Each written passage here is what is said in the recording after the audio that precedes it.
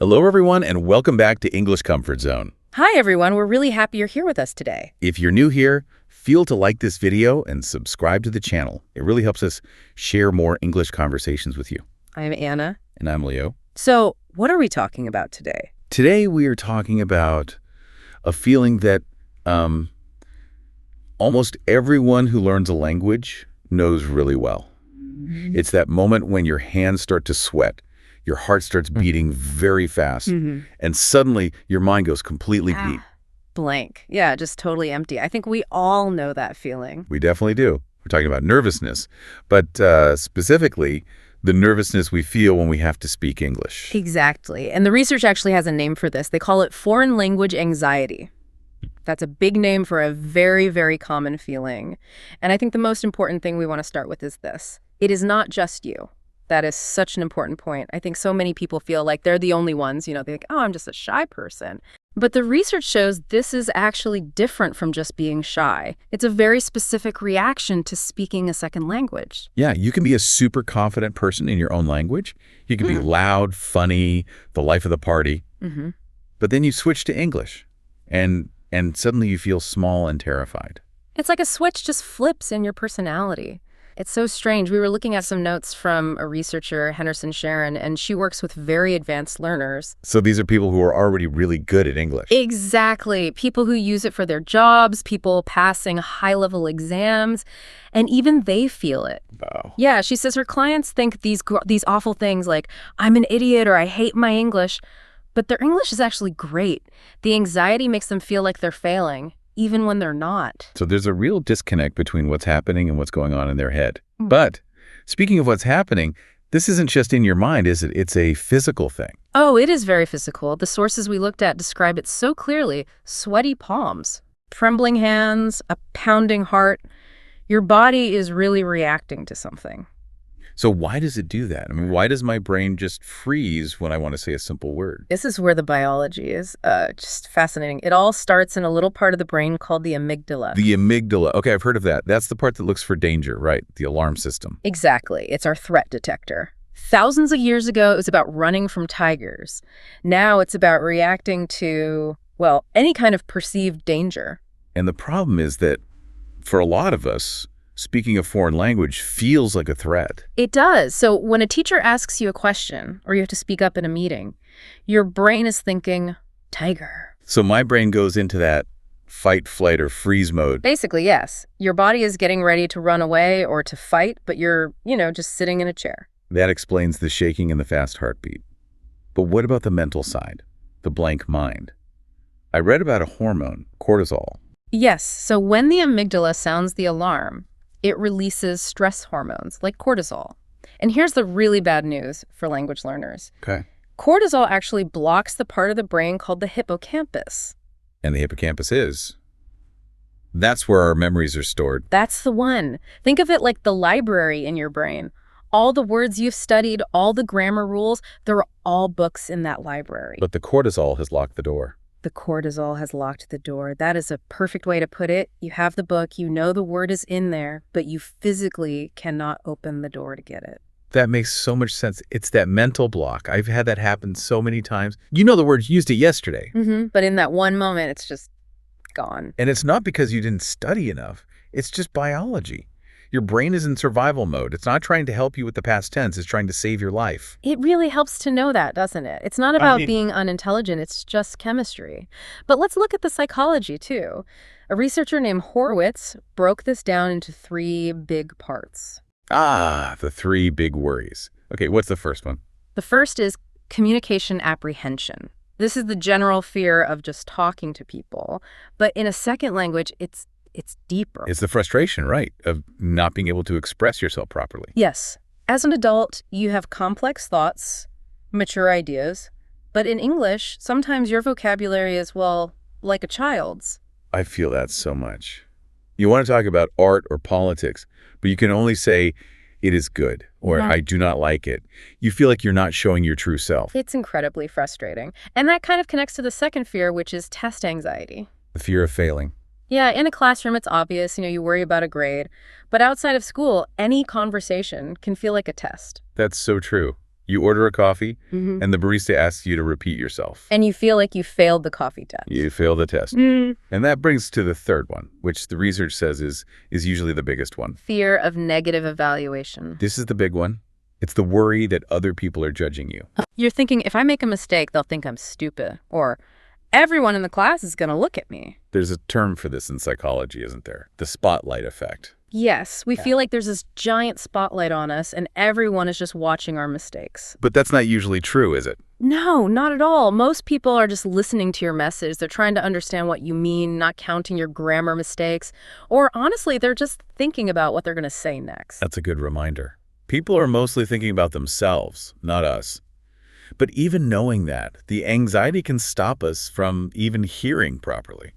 Right. There's a model by McIntyre and Gardner that explains this. They talk about 3 stages: input, processing, and output. This was fascinating to me. So anxiety hits us at every stage. Let's start with input. That's listening. Right. Have you ever been so nervous about what you're going to say that you completely stop listening to the other person? Oh, absolutely. I'm busy rehearsing my answer in my head. I'm panicking. So by the time they finish their question, I haven't really heard it. That's the anxiety blocking the input. Your fear is a distraction. Then comes stage 2, processing. So this is what happens inside your brain. You're trying to find the words, organize the grammar. But because of the anxiety, your brain is working much slower. It's like a computer with too many programs open. The worry program is taking up all the energy. So the English program is running super slowly. I like that analogy. Your mental RAM is full. Exactly. And that leads to the final stage, Right. output. This is when you try to speak. And this is that tip of the tongue moment. You freeze, you might stutter, or you just say nothing at all. There's another concept by a researcher, Stephen Kreshon, called the affective filter. It's a really helpful image. Okay. Imagine there's a wall inside your brain. When you're relaxed and confident, the wall is low. Language comes in, language goes out. It's easy. But when you're anxious, that wall, the affective filter, goes up. It goes way up. And if the wall is high, it doesn't matter how much you've studied. The language just can't get in or out. So the goal is to find ways to lower that wall. That's the whole game. And part of that is understanding why we feel so threatened in the first place. You know, it ties back to our identity, the language ego. Right. Language is a huge part of who we are. In our native language, we have a personality. We're the funny one or the smart professional one. But when you speak English, you can feel like a totally different person. It's something called identity shock. That's a strong term, but it fits. In your own language, you're witty and smart. In English, you might just feel simple or boring. Or just quiet. I know so many people who are really talkative at home, but in an English-speaking group, they're the quiet one. They feel like they've lost their personality. And then you start playing the comparison game, which is so dangerous. Mm-hmm. You look at native speakers or other students who just seem so perfect and you think, I'll never be that good. It's that imposter feeling, isn't it? Like everyone else belongs, but you're a fake. Yeah, and there's another layer to this called stereotype threat. This one's heavy. Okay. It's the worry that if you make a mistake, people won't just judge you. They'll judge your whole country or your whole group of people. Wow. That is so much pressure. It's not just I made a mistake. It's I'm making my people look bad. No wonder we get nervous. We need to take a breath here. We're talking about all these really heavy fears. But the truth is, making mistakes can actually be kind of funny. Yes. Let's shift the mood. The sources we read had some amazing stories about this. They call them bloopers. Bloopers. I love that word. And the research actually says laughing at these moments helps you remember. Okay, you have to share the story about the pregnant animal. That one was great. Okay, so there was a student learning French, and after a big meal, they wanted to say, I am full. Right, I am full. But they used the wrong phrase. They said, je suis pleine, which in that context is what you say about an animal, like a cow that's pregnant. Oh, no. So at a nice dinner party, they basically announced they were a pregnant cow. Pretty much. And apparently the whole table started laughing. But here's the thing. Do you think that student ever forgot that word again? Never. That memory is burned in forever. Exactly. The emotion, the laughter, it locks it in. There was another one about a student who needed a new tire for their car. The tire. But the word for tire and the word for boyfriend sounded similar, so they walked into a shop and confidently asked, do you have a boyfriend for me? That is amazing. And little awkward. A little awkward, but funny. And it shows that mistakes aren't a disaster. The shopkeeper probably laughed, the student was embarrassed for a second, but they communicated. they got the tire in the end. That is the whole point. The goal is communication, not perfection.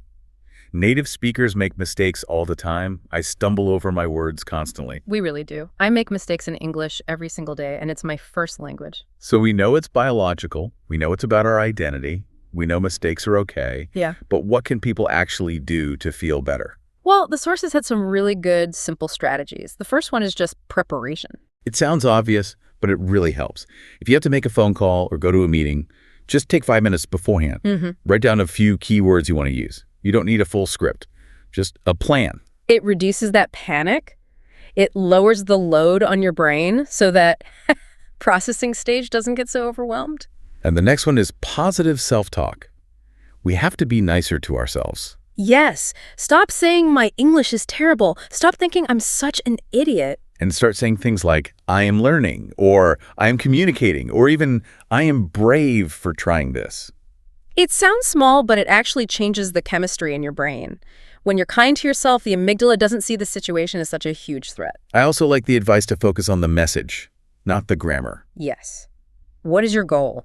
If you're ordering a coffee, the goal is to get coffee. It doesn't matter if you say, I want coffee, instead of the perfect, may I please have a cup of coffee. Did you get the coffee? Yes. Then you succeeded. It was a win. There was another interesting idea called facilitating anxiety. Ah, yes. We think all anxiety is bad, right? Debilitating anxiety, that stops you.